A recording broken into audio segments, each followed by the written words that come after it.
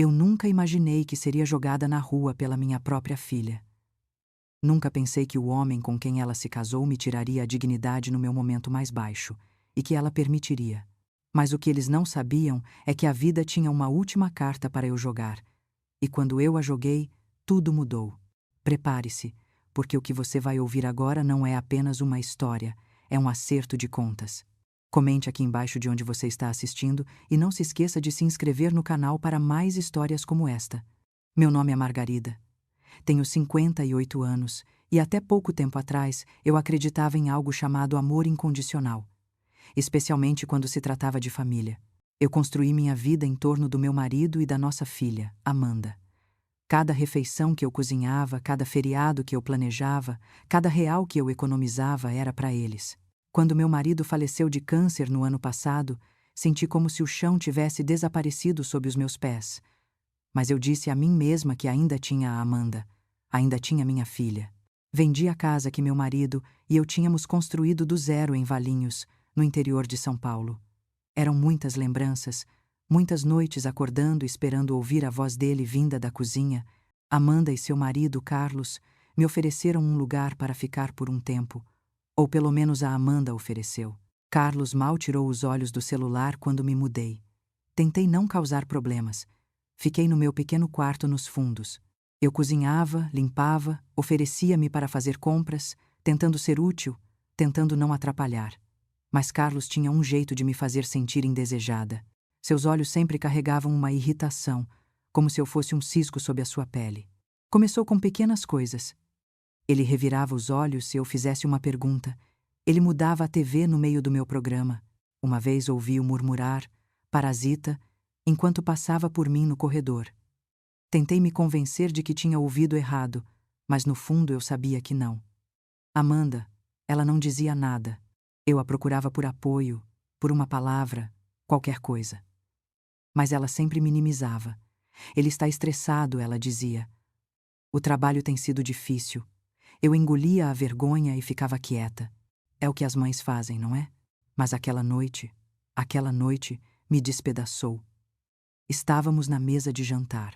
Eu tinha feito empadão de frango, o favorito dele. Amanda estava rolando o feed no celular. Carlos bebia cerveja, como sempre fazia. O silêncio era pesado. Então, do nada, Carlos levantou os olhos e disse: "Sabe, talvez seja a hora de pararmos de fingir que isso é temporário. Não somos uma instituição de caridade." Amanda congelou. Eu o encarei. "O que você quer dizer?" Ele sorriu. "Quero dizer, por quanto tempo isso vai continuar? Você não está trabalhando, você não está contribuindo. Temos contas. Nós não nos inscrevemos para bocas extras para alimentar." Minha respiração ficou presa. Meu coração estava batendo forte. Eu me virei para Amanda, desesperada. "Amanda." Ela não me olhou nos olhos. "Talvez seja melhor," ela murmurou.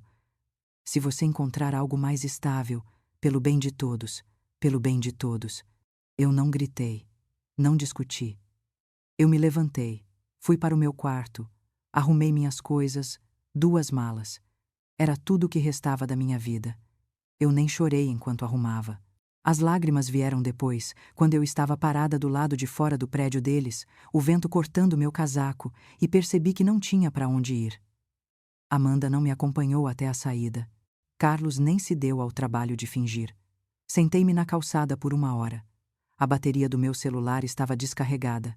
Meu coração também. Lembro-me de pensar, é assim que se sente ao ser apagada.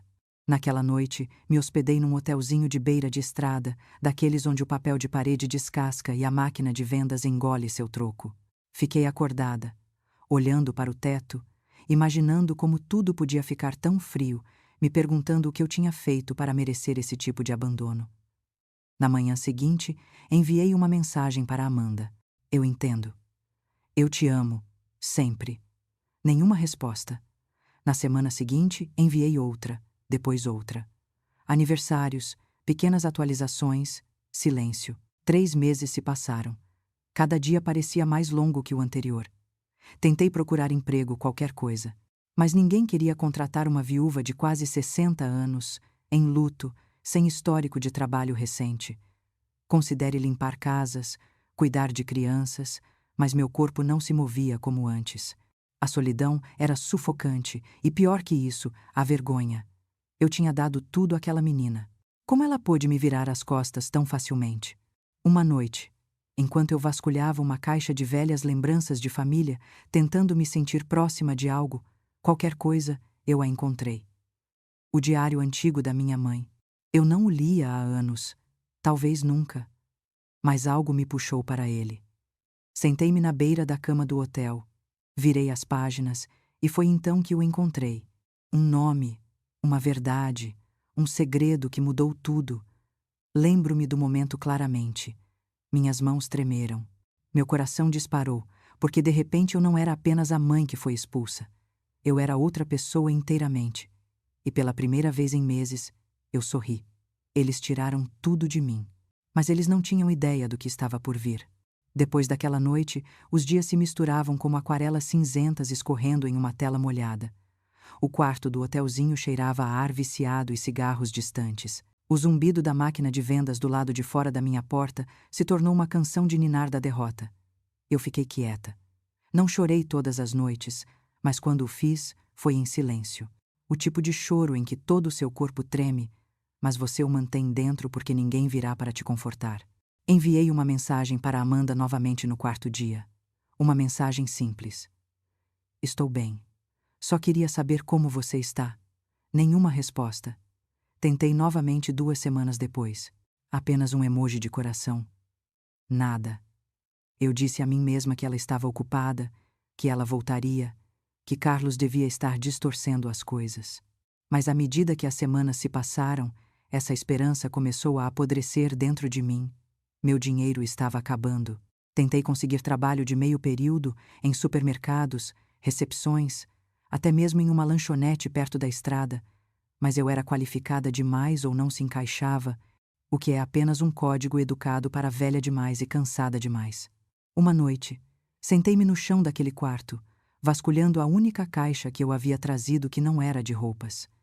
Era uma caixa de lembranças empoeirada da casa.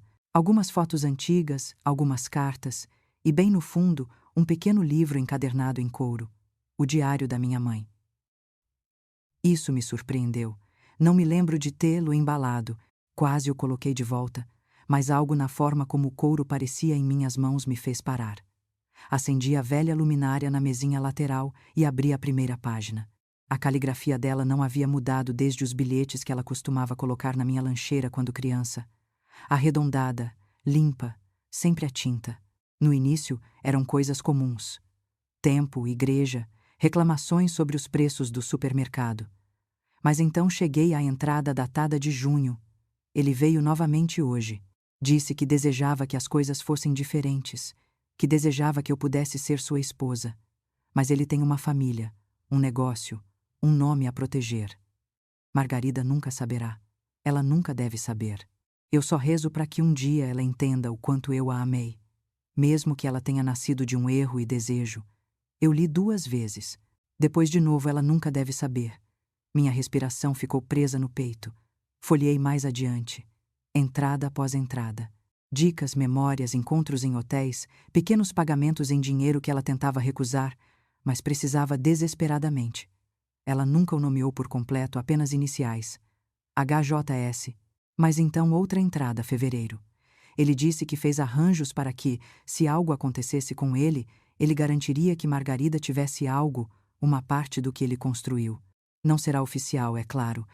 É muito perigoso. Mas ele me prometeu um fundo, uma carta. Ele disse que seu advogado, Dr. Gomes, saberia aquele nome. Isso me atingiu como um soco no estômago. Gomes. Eu já tinha visto isso antes. Levei 2 dias e várias pesquisas online no computador compartilhado do hotel, mas o encontrei.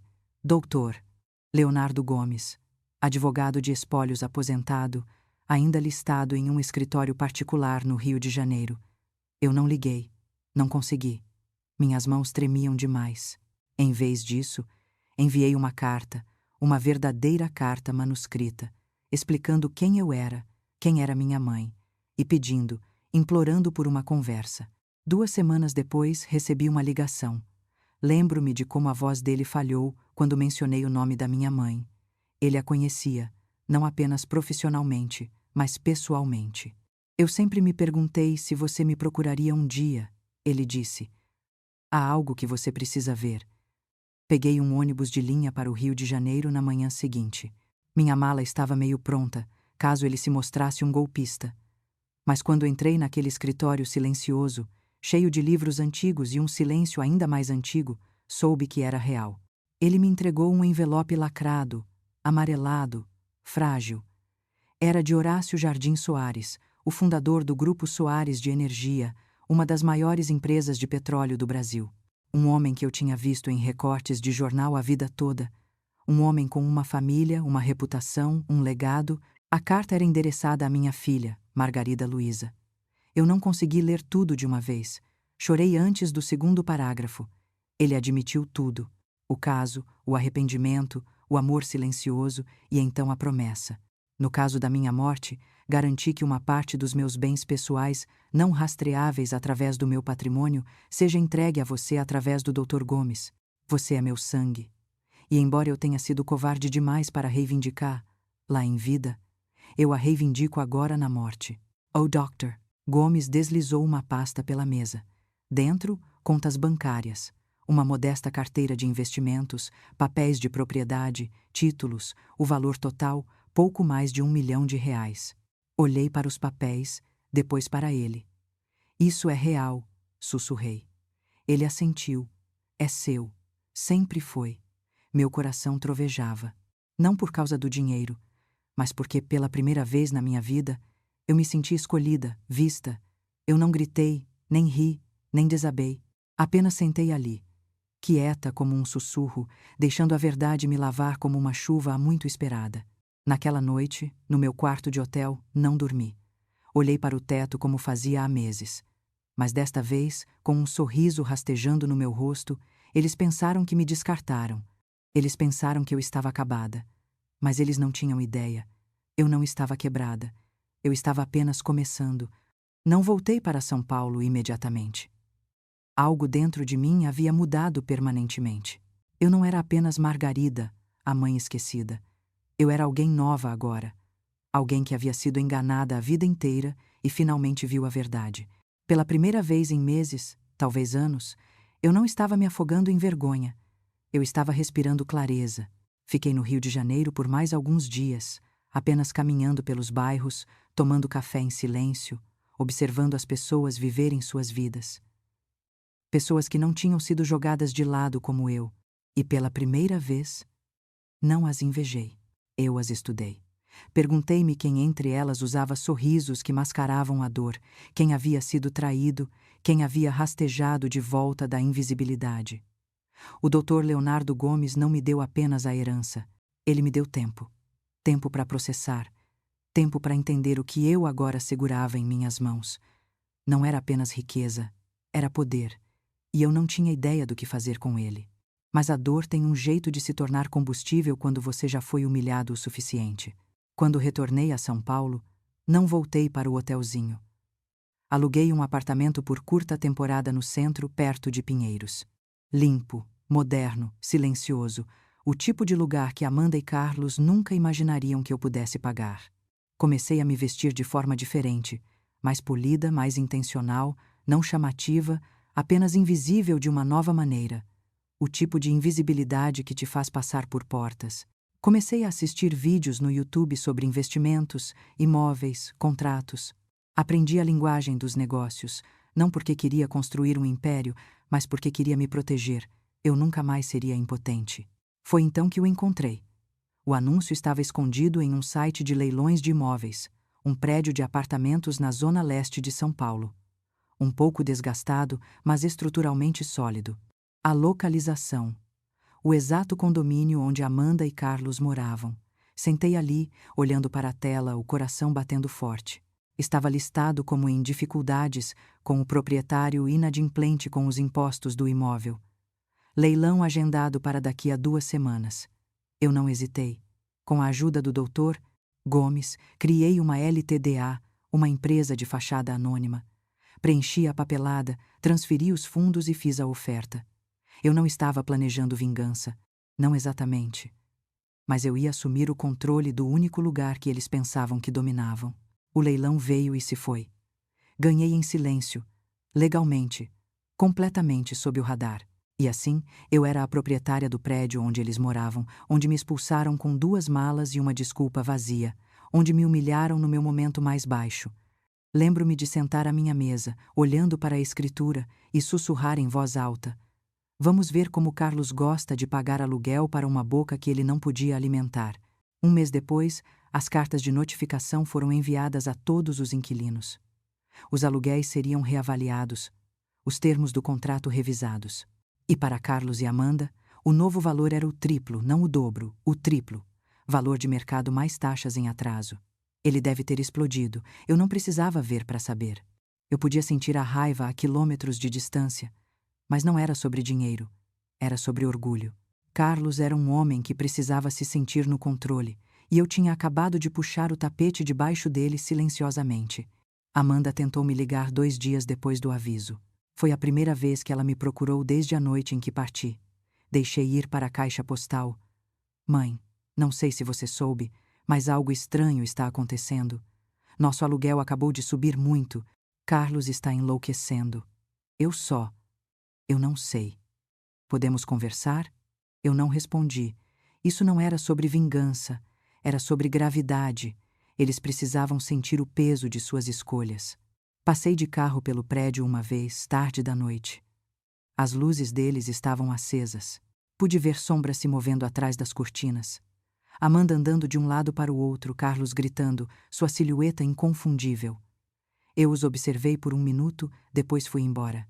Parte de mim se sentiu vazia, parte de mim se sentiu justificada, e parte de mim ainda doía pra caramba.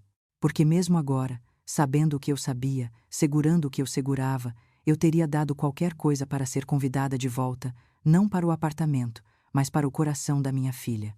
Mas eu sabia que isso não era possível, pelo menos não ainda. Então fiquei em silêncio e esperei, porque às vezes a justiça mais ruidosa é aquela que não diz uma palavra, e eu ainda não tinha terminado. Eu não percebi o quanto havia mudado até ver Amanda no supermercado 3 semanas depois do aumento do aluguel. Ela não me viu. Eu estava a 2 corredores de distância, escondida atrás de uma prateleira de cereais em promoção. Ela parecia cansada, não apenas cansada, mas exausta. O cabelo estava preso de qualquer jeito, do jeito que ela costumava fazer quando tinha chorado. O carrinho dela estava meio vazio, principalmente itens básicos baratos, arroz, ovos, algumas latas de marcas menos conhecidas. Eu deveria ter ido embora. Não fui. Eu a segui pela loja à distância, o coração batendo como se eu estivesse fazendo algo errado. Ela parou em frente a uma pequena caixa de macarrão com queijo, depois olhou para o celular. Uma mensagem de Carlos, talvez. Seus ombros caíram. Ela colocou a caixa de volta. Aquele momento me quebrou. Não porque eu tive pena, mas porque me lembrei da menininha que corria para mim chorando quando ralava o joelho. Aquela que me pedia todas as noites para verificar se havia monstros debaixo da cama. E agora ela estava vivendo com um. Voltei para casa naquele dia e sentei no sofá em silêncio por horas. Olhei para a janela, pensando em como a vida nos havia transformado em estranhos. Mas lembrei a mim mesma que aquilo não era punição, era consequência. E a consequência estava muito atrasada. Eu tinha planos agora, não apenas o prédio, mas uma partida de xadrez silenciosa e lenta. Cada movimento calculado, cada passo pensado. Com a ML Holdings totalmente estabelecida e a propriedade legalmente transferida, comecei os reparos. Pequenos no início. Vazamentos, fechaduras quebradas, luzes piscando, Carlos nunca percebeu. Ele estava muito distraído com o aumento do aluguel, gritando com a administradora por e-mail, exigindo respostas. Mas eu o conhecia, sabia como seu ego funcionava. Ele não ia se mudar. Ele veria isso como uma derrota. E Amanda, ela seguiria a liderança dele como sempre fazia. Então, continuei. Mudei a sinalização do imóvel, instalei uma câmera de segurança perto do saguão, atualizei as caixas de correio dos inquilinos, tudo em nome da minha empresa, ML Holdings, abreviação de Margarida Luiza. Ninguém sabia quem estava por trás disso. Então veio o aviso. Inspeções anuais, obrigatórias. Carlos enviou uma resposta furiosa através do portal do inquilino, cheia de ameaças vazias e indignação hipócrita. Eu sorri lendo. Ele estava desmoronando e eu não precisava mover um dedo. Enquanto isso, eu estava me tornando alguém que mal reconhecia. Eu usava meu cabelo de forma diferente agora, roupas mais elegantes, eu caminhava com propósito. Comecei a participar de pequenos encontros de negócios sob um pseudônimo, aprendendo os segredos do mercado imobiliário, construindo conexões. Ninguém perguntava sobre meu passado. Eles só viam uma mulher quieta e composta, com olhos aguçados e dinheiro em mãos. O melhor disfarce é a verdade que você não diz. Uma manhã, passei por Amanda e Carlos no estacionamento enquanto saía de uma reunião de inquilinos. Mantive meus óculos escuros, o cabelo preso em um coque elegante, documentos na mão. Amanda mal me olhou. Carlos não me reconheceu de forma alguma. Mais tarde, naquela noite, sentei na minha sala tomando chá, pensando em como era estranho passar direto pela sua própria filha e ser invisível. Não porque você é fraca, mas porque você é mais forte do que eles se lembram. Eles não podiam me ver agora porque só conheciam a versão de mim que costumavam controlar. E aquela mulher se foi. As ligações de Amanda continuaram. Mensagens de voz suaves e hesitantes. Oi, mãe. Só queria saber se talvez você tivesse tempo para conversar. Eu sei que as coisas têm sido complicadas. Eu não as retornei, não por crueldade, mas porque precisava que ela sentisse o vazio que ela criou. E toda vez que sentia a dúvida rastejar, eu abria o diário da minha mãe. Lia aquelas palavras repetidamente. Margarida nunca saberá. Ela nunca deve saber. Mas eu sabia agora. E com esse conhecimento veio uma espécie de armadura que ninguém podia romper. Eu não era mais a mulher implorando para ficar sob o teto deles. Eu era a mulher que o possuía. Eu sempre acreditei que a vingança não era sobre se igualar. Era sobre equilíbrio. Justiça sem fogo. Uma correção, não uma guerra. Mas quando vi a resposta de Carlos por e-mail depois que ele recebeu o aviso de aumento do aluguel, admito que um pequeno brilho de satisfação se acendeu dentro de mim. Assunto: aumento de aluguel. Isso é absolutamente inaceitável. Deve ser um erro. Triplicar nosso aluguel? Isso é extorsão. Exijo falar com o proprietário deste lixão.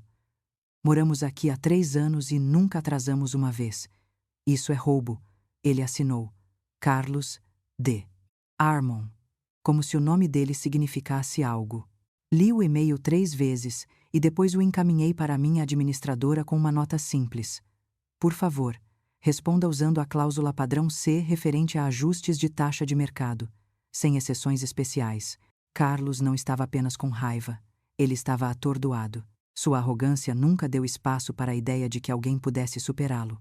Ele se acostumara tanto a estar no controle que a ideia de responder a um proprietário sem rosto o enlouquecia.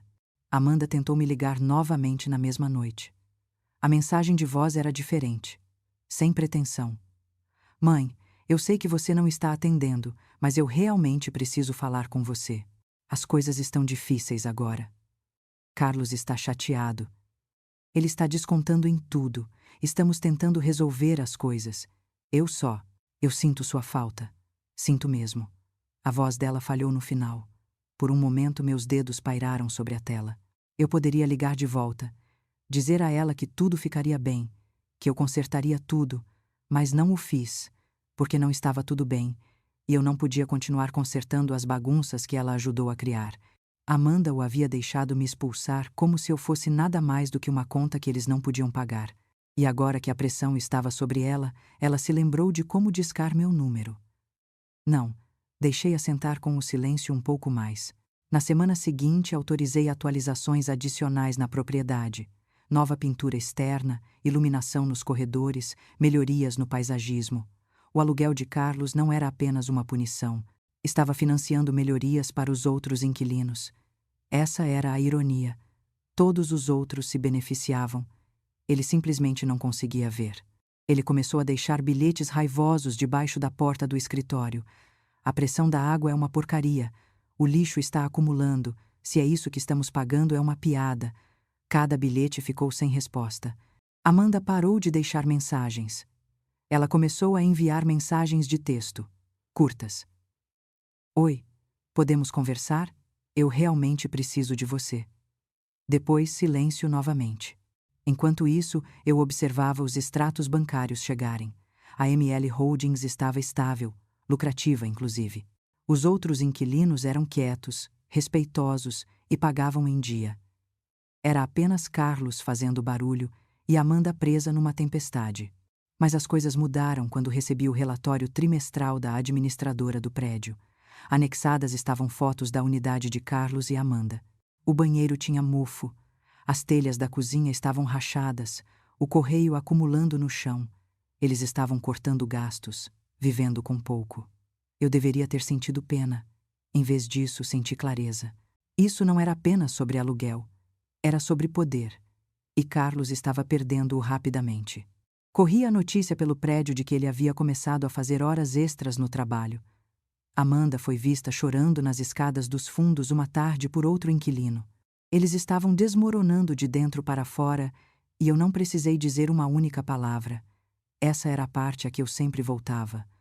Por tanto tempo eu fui a única implorando para ser ouvida, implorando a Amanda para ver o que Carlos era, para ver o que ela estava se tornando ao ficar ao lado dele. Agora eles estavam sufocando em seu próprio silêncio, e eu estava observando de cima, literalmente. Meu novo apartamento dava para o pátio deles, um prédio diferente, andar mais alto, bairro mais seguro, uma vista que eles nunca poderiam pagar. Eu não os observava o tempo todo, apenas o suficiente para lembrar que eu não estava louca, que eu não havia imaginado a traição, que o que eles fizeram comigo merecia consequências. E ainda assim, apesar de tudo isso, algumas noites eu ainda me via sentada à janela, segurando meu celular, olhando para a última mensagem de Amanda. Eu realmente preciso de você. A mulher dentro de mim, a mãe, doía. Mas a mulher que eu havia me tornado, ela sabia que isso era apenas o começo. Eu sempre pensei que a dor vinha em momentos barulhentos, portas batendo, palavras gritadas, cenas públicas. Mas a verdadeira dor, ela é silenciosa. Ela vem na forma de uma mensagem de voz que você não retorna, uma mensagem deixada sem ler, o silêncio entre você e alguém que um dia te chamou de mamãe. As ligações de Amanda pararam. As mensagens de texto diminuíram, mas o estrago do lado dela só parecia aumentar. Pelo que eu soube através da equipe do prédio, a tensão no apartamento deles havia se transformado em hostilidade aberta. Carlos estava irritado com todos, recusando pedidos de manutenção e exigindo inspeções desnecessárias, procurando alguém para culpar. Amanda, me disseram, parecia não dormir há dias, eu não me regozijei, não celebrei. Não era sobre ver Luz sofrer, era sobre algo muito mais doloroso. Ver a filha que eu criei permanecer voluntariamente em uma jaula e chamar isso de amor. Uma tarde, minha administradora me enviou um relatório após uma queixa de barulho. O vizinho de baixo havia ouvido uma discussão acalorada, gritos sobre perder o controle, e tudo isso é sua culpa. Carlos havia saído furioso e só voltou na manhã seguinte. Amanda ficou trancada no apartamento a noite toda. Luzes apagadas, cortinas fechadas. Eu esperei. Não por Carlos, por ela. Levou mais 2 dias, 2 longos e dolorosos dias. Então, assim que o sol estava se pondo atrás das árvores uma noite, o interfone do meu prédio tocou. Oi, aqui é a Amanda Harmon. Eu estava me perguntando se a Margarida. Quer dizer, minha mãe mora aqui. Meu coração parou. Não respondi imediatamente, apenas observei a tela congelada. Então, lentamente, pressionei a liberação da porta. 10 minutos depois, uma batida suave ecoou na porta do meu apartamento. Quando abri, ela estava lá, parecendo uma sombra da menina que eu criei. Pálida, maquiagem borrada, rugas na camisa. Ela parecia 20 anos mais velha do que realmente era. Nós nos encaramos por um longo tempo. Nenhuma de nós falou. Finalmente ela soltou um suspiro. Oi, mãe. Eu me afastei. Ela entrou lentamente, como se não tivesse certeza se tinha permissão. O quarto estava em silêncio, exceto pelo tilintar das xícaras enquanto eu preparava 2 canecas. Eu não perguntei por que ela estava lá. Não perguntei como ela estava. Apenas entreguei o chá a ela, sentei-me à sua frente e esperei. Eu não sei por onde começar, ela disse, a voz mal acima de um sussurro. Eu não disse nada. Ela olhou para baixo. Carlos não está. Ele não é fácil. Está com raiva o tempo todo. Culpa o aluguel. Me culpa. Culpa o cachorro do vizinho, pelo amor de Deus. Ainda assim, eu permaneci em silêncio. Eu pensei que estava fazendo a coisa certa. Naquela época, quando pedimos para você ir embora. Pedimos. Como se eu tivesse tido escolha. Eu só queria manter a paz. Eu não queria mais conflito, Carlos disse. Ela fez uma pausa. Ele disse que você nunca iria embora a menos que a empurrássemos. E eu, Deus, eu me odeio por ter concordado. Tomei um gole de chá. Sinto sua falta, ela sussurrou. Mas não sei como consertar isso. Estudei seu rosto. Cada linha, cada movimento. Ela procurava perdão, mas tinha medo de pedir. Então, eu lhe dei a única coisa que podia: silêncio. Porque às vezes o silêncio é mais seguro do que a verdade. Sentamos assim por quase 1 hora. Ela não pediu dinheiro. Não pediu ajuda. Ela só queria estar perto de mim e eu a deixei. Quando ela finalmente se levantou para sair, ela pegou minha mão. Me desculpe, ela disse, por tudo. Eu não respondi. Apenas segurei a mão dela um pouco mais do que ela esperava. Ela se afastou primeiro e então, com lágrimas nos olhos, saiu pela porta. Eu não chorei. Mas no segundo em que a porta se fechou, afundei na minha cadeira, segurando o calor da xícara de chá dela nas minhas palmas como uma tábua de salvação. Ela tinha vindo, ela tinha me olhado nos olhos, e agora eu sabia que as rachaduras estavam finalmente começando a aparecer. A coisa sobre o poder real, é que você nunca precisa levantar a voz para usá-lo. Você não bate portas nem grita ameaças. Você apenas puxa um fio aqui, fecha uma porta ali, e observa aqueles que o subestimaram começarem a se contorcer. E Carlos? Ele estava se contorcendo. Depois da visita de Amanda, as coisas ficaram mais sombrias naquele apartamento. Eu não precisava de uma câmera para saber disso. Você pode sentir uma casa desmoronando se ouvir com atenção. A equipe de manutenção me disse que Carlos havia enlouquecido, descendo até o escritório da administração 2 vezes por semana, exigindo saber quem era o proprietário do prédio. Ele queria nomes, queria um rosto, queria alguém para culpar. O fato de não ter isso o fez entrar em espiral. Ele começou a investigar.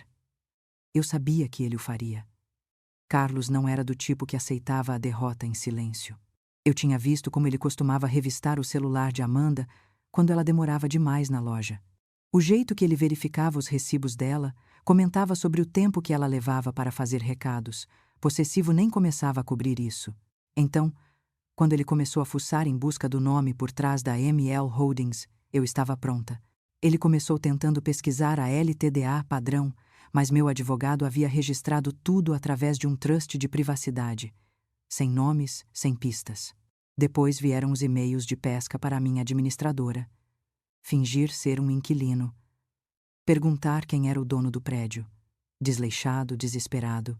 Ele até ligou para o cartório de registro de imóveis, fingindo ser um advogado representando outra propriedade. O funcionário sinalizou e relatou diretamente a nós. E quando essas raízes falharam, ele se voltou para dentro. Amanda. Não sei o que aconteceu exatamente, mas um dos vizinhos ligou para o escritório da administração e perguntou se alguém podia verificar os Harmon. Ela disse que ouviu o vidro quebrando, vozes alteradas, o tipo de raiva que não vem apenas de contas, vem de medo. O zelador subiu lá. Ninguém atendeu, mas pela porta ele podia ouvir Carlos andando de um lado para o outro, murmurando, Amanda chorando. O silêncio depois foi mais pesado do que os gritos. Alguns dias depois recebi um envelope estranho. Sem nome do lado de fora, sem endereço de remetente. Dentro um bilhete. Eu sei o que você está fazendo. Você acha que é esperta, mas você não me assusta. Eu vou descobrir quem você é, e quando eu o fizer, você vai se arrepender. Sem assinatura, mas reconhecia a caligrafia. Carlos escrevia como falava, raivoso, irregular, pressionando demais o papel. Sentei ali com a carta nas mãos, o coração batendo forte, não por medo, mas por memória, porque me levou de volta ao momento em que ele estava naquela cozinha e me olhou nos olhos como se eu fosse sujeira debaixo dos pés dele. O jeito que Amanda ficou ao lado dele, não apenas silenciosa, mas cúmplice. E agora ele era quem agarrava sombras, engasgava com a incerteza, gritava no vazio. Era poético, mas também era perigoso. Então, redobrei meus esforços. Pedi ao meu advogado para contatar a segurança do prédio. Instalamos mais vigilância, discreta, legal, rotineira. Certifiquei-me de que os outros inquilinos estivessem protegidos. O prédio não ia desmoronar porque um homem não conseguia lidar com o peso de sua própria crueldade. E Amanda, ela não ligou novamente, mas soube pela administradora que ela estava indo a pé para o trabalho. O carro dela havia sido vendido. As contas de água e luz estavam sendo cortadas, luzes apagadas à noite, sem aquecimento algumas noites. As rachaduras não estavam apenas no relacionamento deles, estavam na sobrevivência deles. E ainda assim, apesar de tudo, mantive minha distância, porque isso não era sobre vingança, era sobre resolução. Deixar o mundo de Carlos encolher até que ele percebesse o quão pequeno ele realmente era e deixar Amanda decidir, ela ficaria na jaula ou encontraria a chave que eu havia colocado bem na frente dela? Eu sabia que ela não estava pronta ainda, mas as paredes estavam se fechando e os segredos têm um jeito de vazar pelas rachaduras. Eu não esperava a batida na minha porta naquela noite. Havia sido silencioso por dias. Sem e-mails da administração, sem mensagens de voz de Amanda, sem mais ameaças anônimas, apenas silêncio, o tipo que parece uma tempestade agachada à distância, esperando. Mas quando a batida veio, suave e lenta, algo no meu peito apertou. Abri a porta. Amanda estava lá, encharcada pela chuva. Uma sacola de supermercado agarrada ao peito como se fosse a única coisa que a mantinha de pé. Os olhos dela estavam vermelhos e a boca se abriu, mas nada saiu. Ela parecia ter ficado sem palavras dias atrás. Eu me afastei. Ela entrou lentamente, pingando água no chão de madeira. Entreguei-lhe uma toalha e nos movemos sem falar. Esquentei a chaleira, servi 2 canecas de chá de camomila. Ela sentou na beira do sofá como se não quisesse ficar muito tempo, como se não merecesse. E talvez não merecesse. Ela olhou para sua xícara, os olhos vazios. Ele não é quem eu pensava que fosse, ela disse finalmente. Fiquei quieta. Quer dizer, eu sabia, parte de mim sempre soube. Mas eu disse a mim mesma que era estresse, que ele só precisava de apoio, que se eu fosse paciente, ele voltaria ao normal.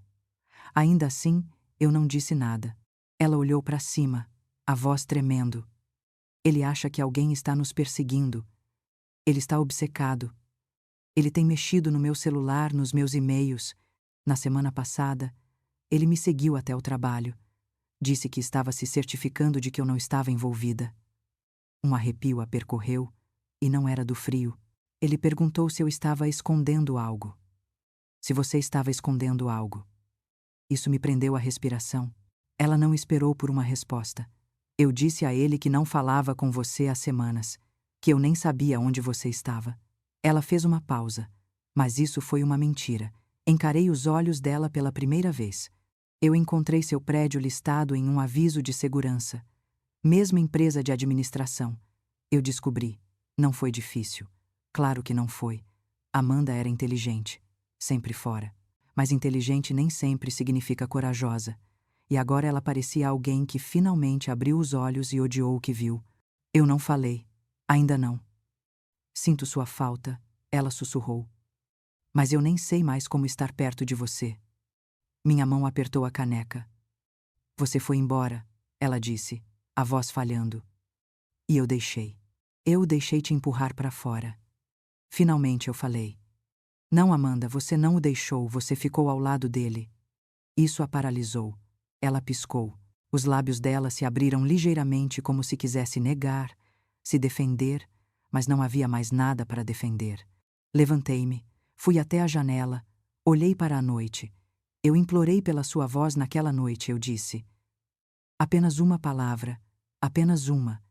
E você permaneceu em silêncio. Atrás de mim, ouvia exalar. Um som quieto e quebrado. Eu não pensei que ficaria tão ruim, ela disse. Eu pensei que poderia controlar. Lô, você não pode controlar um homem assim, eu disse suavemente. Você o sobrevive ou o deixa. Ela não respondeu. Não precisava. Sentamos em silêncio por um longo tempo. 2 mulheres que compartilhavam sangue, mas não confiança. Não ainda. Talvez nunca. Quando ela finalmente se levantou para sair, ela colocou a caneca com cuidado, os olhos marejados de lágrimas não derramadas. Não espero perdão, ela disse. Eu só precisava lembrar como era me sentir segura. Eu a acompanhei até a porta. Ela parou, então se virou de repente e me abraçou.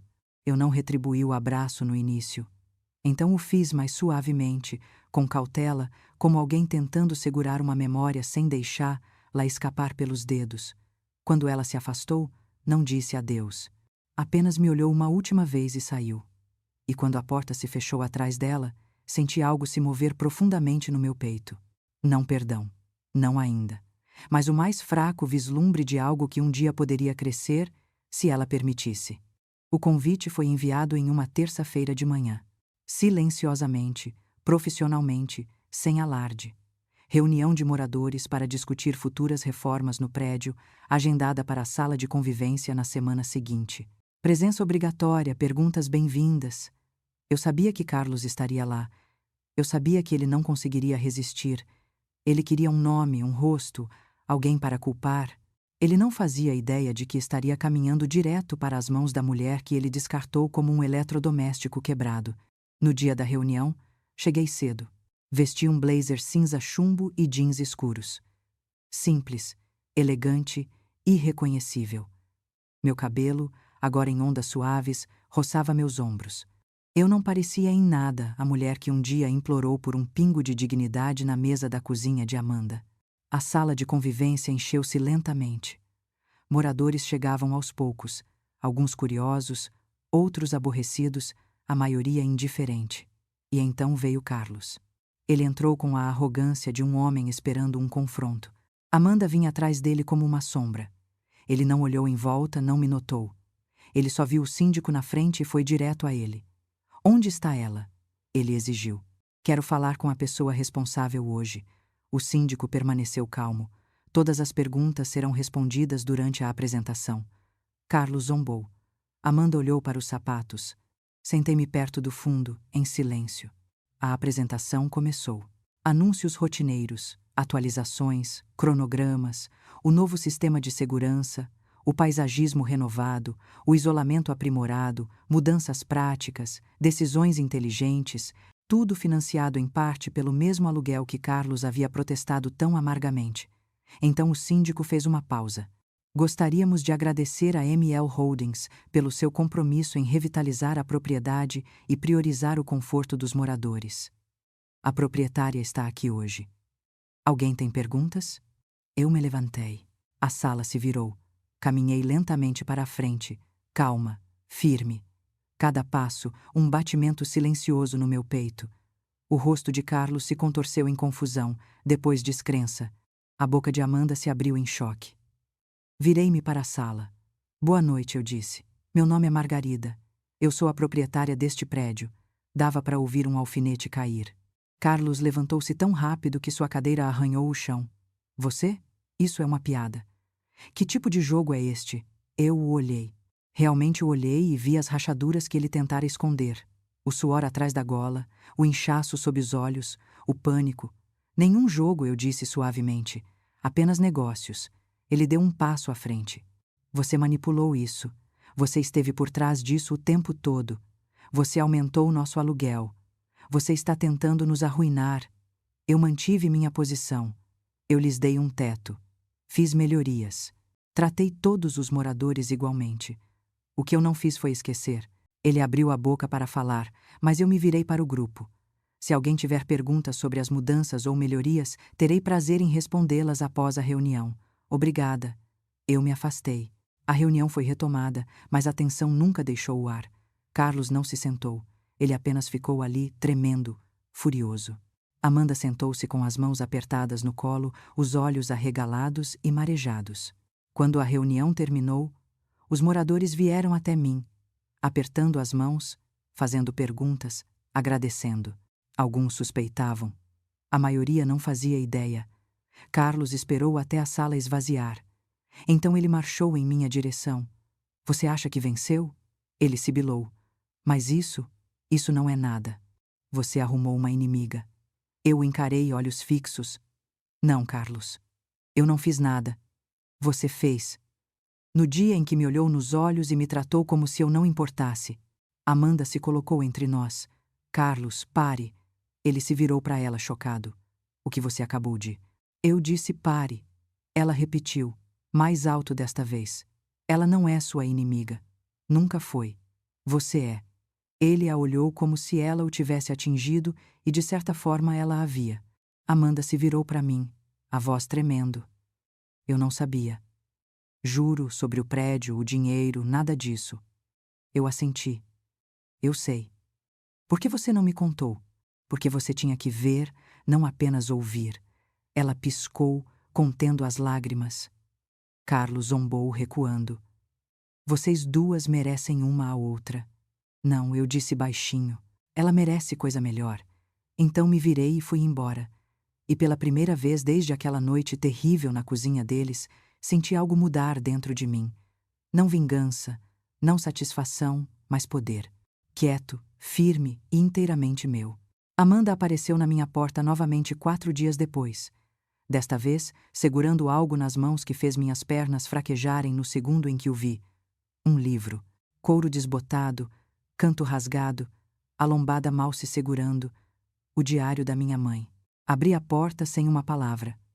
Ela entrou, os olhos arregalados, a respiração ofegante. Eu o encontrei no meu armário, ela disse.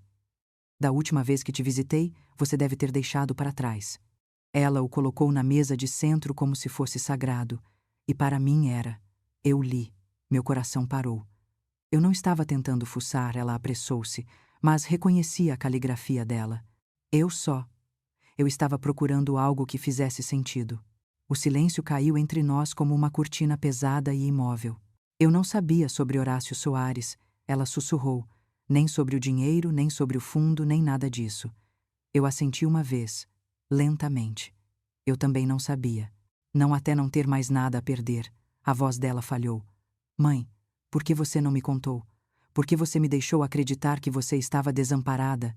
Eu a olhei nos olhos. E pela primeira vez, ela não desviou o olhar, porque eu estava desamparada. Na noite em que você fechou a porta para mim, eu não tinha um plano, não tinha dinheiro. Eu nem tinha um lugar para chorar onde alguém não batesse e me dissesse para fazer silêncio. Amanda estremeceu. Encontrei o diário no meu ponto mais baixo, quando estava contando moedas para jantar, quando não falava com ninguém há 1 semana. Aquele diário, ele não apenas me disse quem eu era. Ele me lembrou que eu importava, que minha mãe não apenas me amava. Ela lutou por mim em silêncio, sem nunca poder demonstrar. Amanda sentou-se, as mãos cerradas no colo. Eu não sei como me tornei o tipo de filha que poderia fazer o que fiz. Eu continuo me perguntando isso repetidamente. Caminhei até a janela. Olhei para a rua lá embaixo, o zumbido tranquilo da vida passando. Você não se tornou assim de repente, eu disse.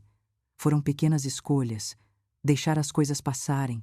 Escolher a paz em vez da verdade.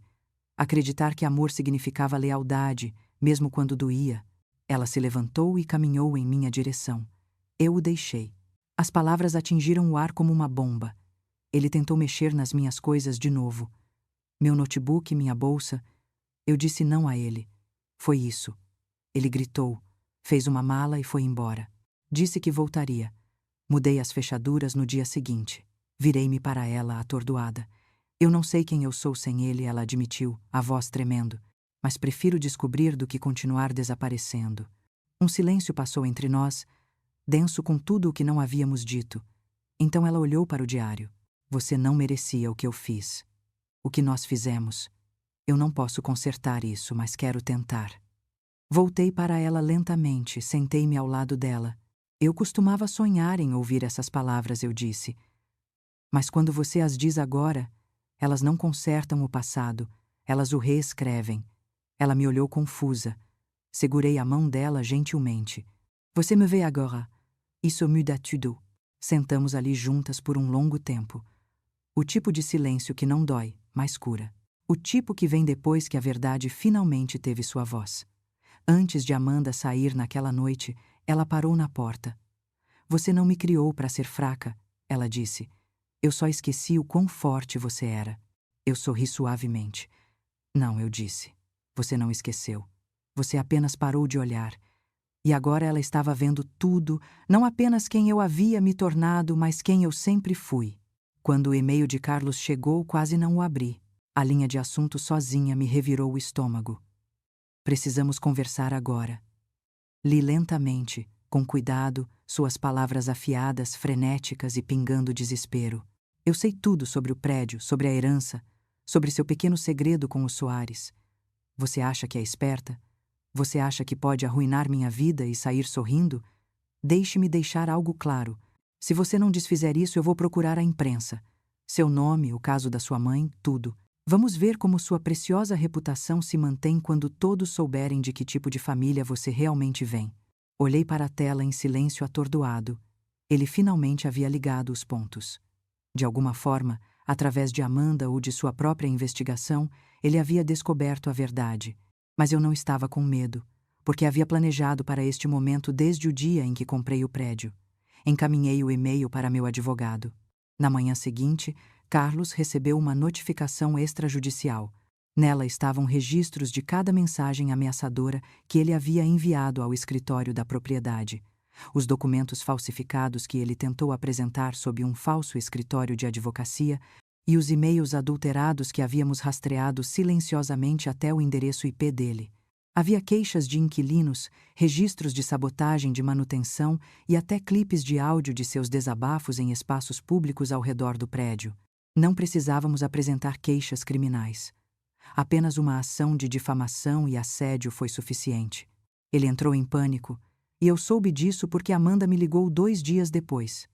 Ele se foi, ela disse, a voz trêmula, fez as malas enquanto eu estava no trabalho, deixou um bilhete dizendo que estava sendo caçado.